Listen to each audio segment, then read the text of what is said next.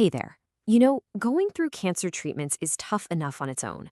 But one of the things that can be just so incredibly frustrating is when the food you used to love, the meals that brought you comfort, suddenly stop tasting right.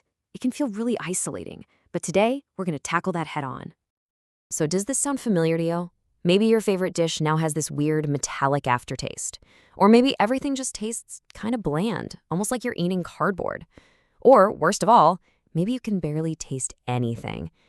If any of that hits home, I want you to know you are definitely not alone. This is a very real, very common side effect of what you're going through. And believe it or not, there are actual medical terms for what's happening. The first one is dysgeusia. That's the official word for a distorted or changed sense of taste. And the second is anosmia, which is a loss of smell. Just knowing these names can be kind of validating, right? It shows us this isn't just in your head. It's a recognized side effect that we can absolutely work on managing. Okay, so here's our game plan for today. First, we're going to dig into the why behind these changes. Then we'll set some positive goals for eating well. After that, we'll get into the fun stuff, some really practical flavor-boosting strategies. And we'll wrap up with some simple kitchen and lifestyle tips to help you get back in control of your plate. All right, first things first. Let's get into the why. Why is this happening? It's really important to remember that these changes are basically a side effect of your treatment doing its job. They are physical, they are real, and for most people, they are temporary. So what's actually going on in your body? Well, chemotherapy can directly affect your taste buds. If you're having radiation to the head or neck, that can impact saliva production, and we really need saliva to taste things properly. Even other meds like certain pain medications or antibiotics can throw things off. And sometimes it can be something as simple as a nutrient deficiency, especially with zinc. Okay, so that's the sciencey part. We get the problem. Now let's totally flip the script and focus on solutions. The goal here isn't just to force down food, it's to shift our mindset from frustration to positive action, finding ways to make eating an enjoyable, nourishing experience again.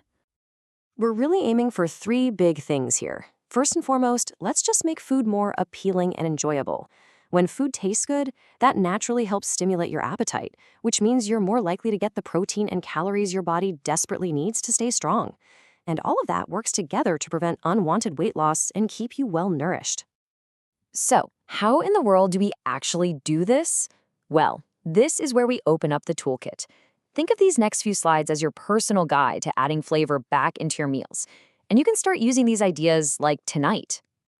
First step, strategy number 1. Let's add some brightness.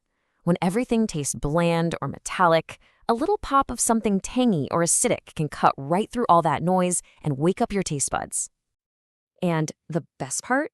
This is so incredibly simple. We're talking about a quick squeeze of fresh lemon or lime over some fish or chicken, or grating a little bit of orange zest into your yogurt, even a small drizzle of balsamic vinegar on a salad. These little things can make a huge difference.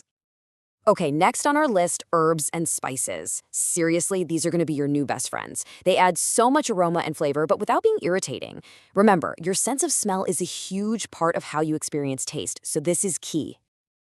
Just imagine it, chopping up some fresh, vibrant basil or mint into a salad, tossing some rosemary on your veggies before you roast them, or even just a little sprinkle of warm cinnamon or nutmeg in your morning oatmeal. It adds this whole other layer of flavor that can really help. All right, strategy number 3 is honestly a total game changer. We're talking about boosting umami. You might have heard of it. It's that 5th taste. It's not sweet, sour, salty, or bitter. It's that deep, savory, satisfying flavor that makes food taste really rich and complete. It's a lifesaver when other tastes just aren't coming through. And you don't need to be a chef to do this. We're talking a simple sprinkle of Parmesan cheese on your soup, a little dash of soy sauce and a marinade, or adding things like sautéed mushrooms or sun-dried tomatoes to your meals. All of these bring that incredible depth of flavor. Now here's a really smart but super simple idea. Play with temperature. Sometimes the strong smell of hot food can be really overwhelming, right? So try eating those foods cold or at room temperature. Things like a chilled pasta salad, a cool yogurt parfait, or even some cold sliced turkey have much milder aromas, which can make them so much easier to eat. So let's make this super practical. Here are a few simple swaps you can try. If that plain chicken tastes metallic and dry, try marinating it in some lemon juice first. If the smell of cooked broccoli is just too much right now, maybe a creamy mushroom soup would be more appealing. The idea here is just to experiment and find what feels good to you. Okay, so we've talked a lot about the food itself, but there are also some really simple habits and kitchen tricks that can make a huge difference in your overall experience. So let's jump into those. Okay, check this out. This is a fantastic little trick you can do right before you eat. Just mix half a teaspoon of baking soda into a cup of warm water. Gently rinse your mouth with it, swish it around, and then spit it out.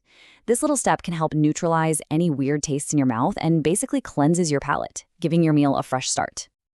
And here are a few more quick-fire tips for your kitchen. If you're getting that metallic taste, try switching to plastic or wooden utensils instead of metal ones. It can make a huge difference. We've said it before, but marinating meat is a game changer. And hey, don't forget that we eat with our eyes first. Serving your food on a colorful, pretty plate can actually make it seem more appealing. And last but not least, let's talk about overall wellness because it's all connected. Keeping up with good oral hygiene is so important. Gently brushing after you eat can get rid of things that cause bad tastes. If your nose feels dry, using a humidifier can actually help your sense of smell. And it's definitely worth asking your doctor if a zinc supplement might be right for you.